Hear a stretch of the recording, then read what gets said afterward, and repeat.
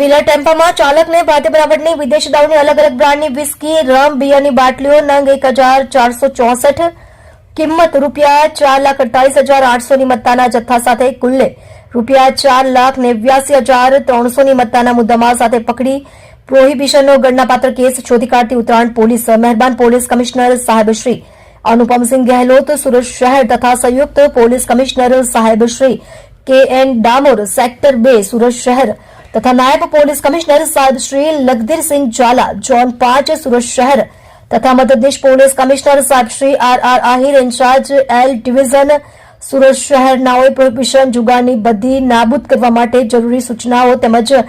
માર્ગદર્શન આપેલ છે. અન્વયે police inspector Shri DU Barad તથા second police inspector Shri NG Patel, ઉત્તરાયણનાઓએ સર્વેલન્સ સ્ટાફના police sub inspector RD Dhadhal તથા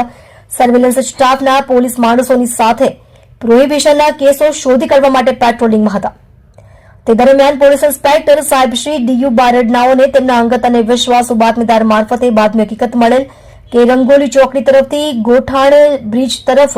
એક અતુલ શક્તિ કંપનીનો બ્લુ કલરનો 3 વ્હીલર ટેમ્પો પસાર થનાર છે, જેમાં ઇંગ્લિશ દારૂનો માતબર જથ્થો ભરેલ છે અને આ ટેમ્પાના કેરિયર ઉપર હિન્દીમાં જય શ્રી ભેરુનાથ લખેલું છે. જે બાતમીના આધારે ત્વરિત પ્રોહિબિશન અંગે રેડ કરતા ગેરકાયદેસર રીતે દારૂની હેરાફેરી કરતા ઈસમ ગહેરીલાલ ઉર્ફે રાજુલાલ ઉર્ફે રાજન નારાયણલાલ ગુજ્જરને પકડી પાડી તેની વિરુદ્ધમાં